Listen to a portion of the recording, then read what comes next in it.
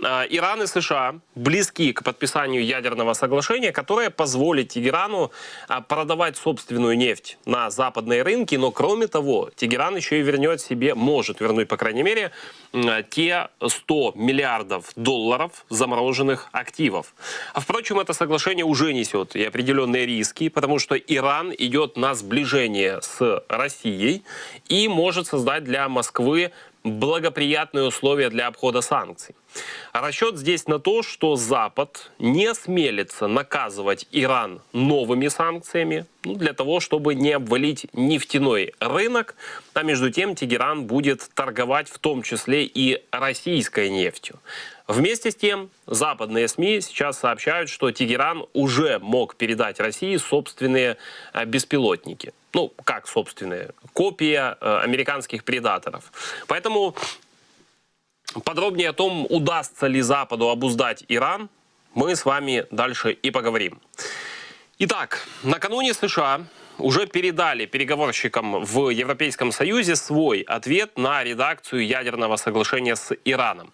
Эту информацию уже подтвердили и в Тегеране, заверив, что они изучают сейчас ответ Вашингтона. Но вот издание «Политико», ссылаясь на источники в американском правительстве, уверяет, что США в своем ответе, они сосредоточились именно на экономических вопросах, включая снятие с Ирана санкций.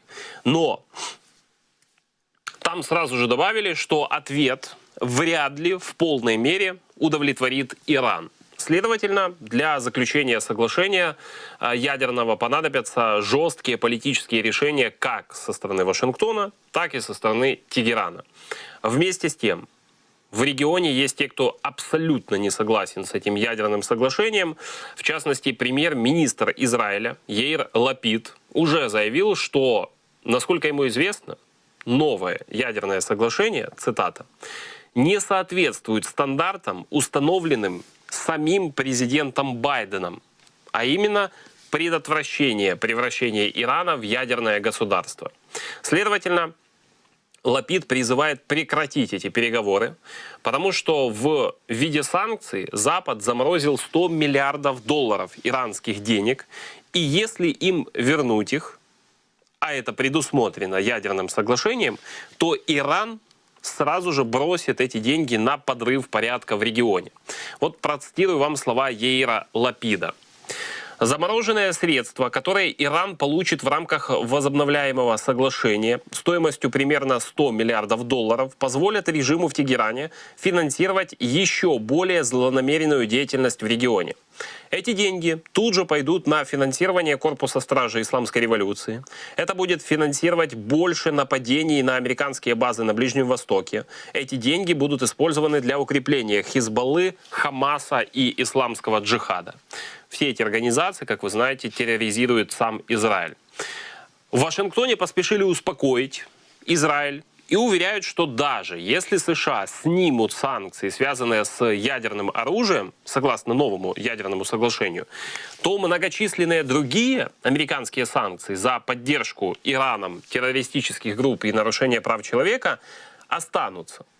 Но все-таки здесь главная проблема в том, что Иран получит доступ к своим замороженным деньгам и выход на нефтяные рынки. Следовательно, это миллиарды и миллиарды долларов. И на самом деле такой шаг более чем оправдан, казалось бы, в свете нефтяного эмбарго Европы против России. Банально российскую нефть нужно чем-то заменить. И иранская нефть в этом контексте, вроде бы как самый благоприятный вариант. И вот здесь мы сталкиваемся вообще с первой неожиданностью. Россия приветствует заключение ядерного соглашения между Ираном и США. И это, на первый взгляд, удивительно и странно. Но этому есть объяснение, и оно достаточно опасное. Объясню обо всем по порядку. Значит, издание «Вашингтон-Пост» сегодня пишет, что Иран якобы уже предоставил России свои беспилотники, а также предложил пути для обхода западных санкций. Западная разведка сейчас опасается, что это может изменить ход войны в Украине. в издании утверждают, что союз Тегерана и Москвы может быть опасен для нашей страны, поскольку Иран стал одной из немногих стран, которые вообще предложили России свою помощь. Значит, по данным западной разведки, Иран начал поставлять России сотни беспилотников «Камикадзе».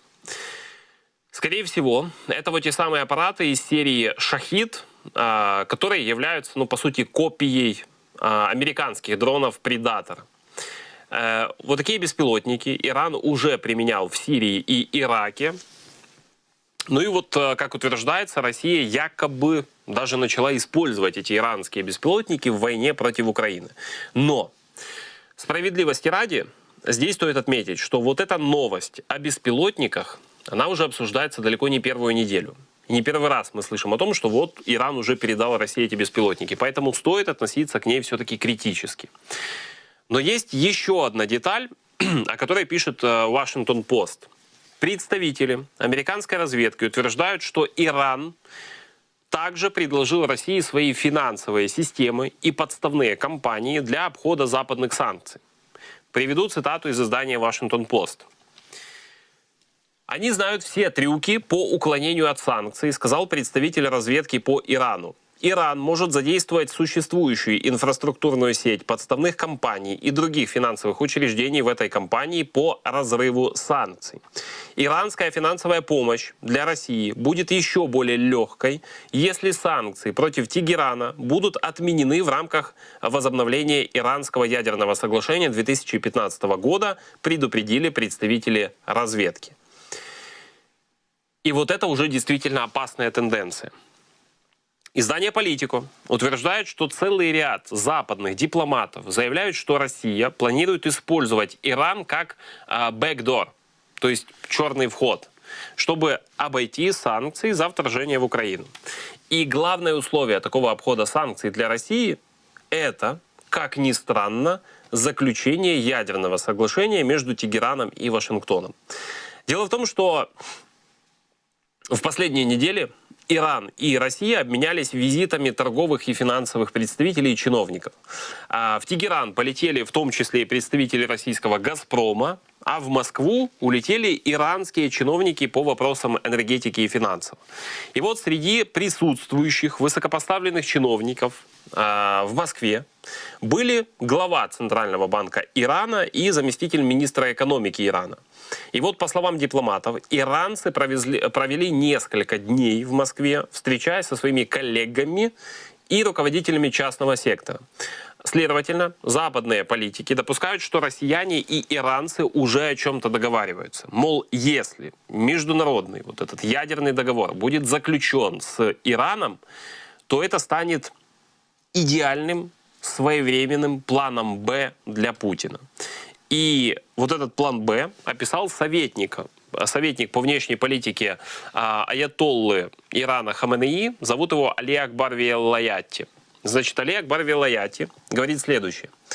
«Мы получаем нефть из России и Казахстана через Каспийское море, чтобы использовать ее для внутреннего потребления, а затем доставляем нефть в том же количестве их клиентам на юге».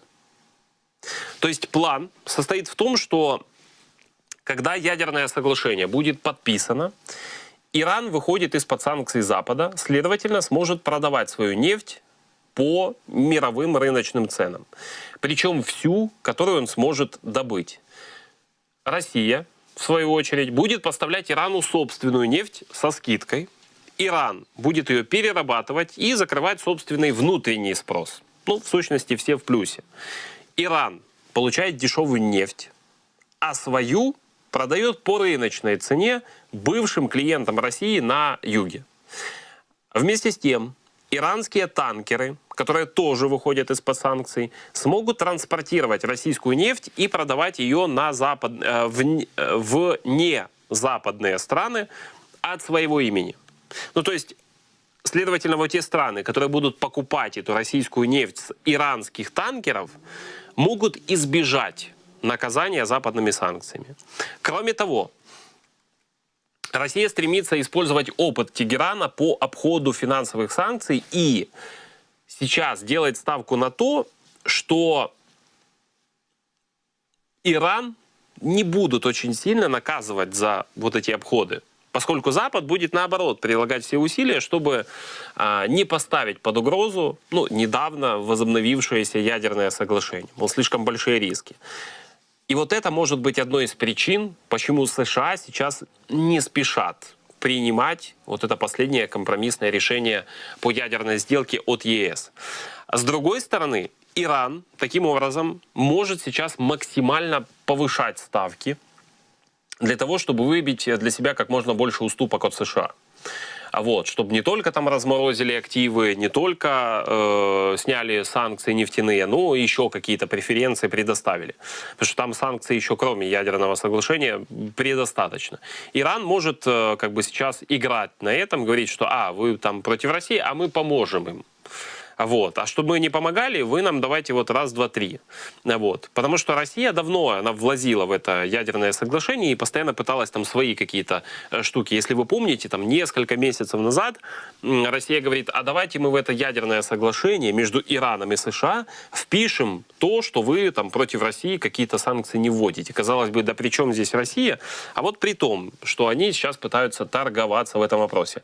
Вот, поэтому такая щепетильная тема, но вроде бы на финальной стадии подписания, а вроде бы остаются еще очень много скользких вопросов, и как они будут решены, это, конечно, все зависит от политической воли Вашингтона. Потому что Израиль, конечно, тоже будет чувствовать себя очень сильно обиженным, и тогда Израиль на себя полностью возьмет вопрос того, появится ли у Ирана вообще ядерное оружие.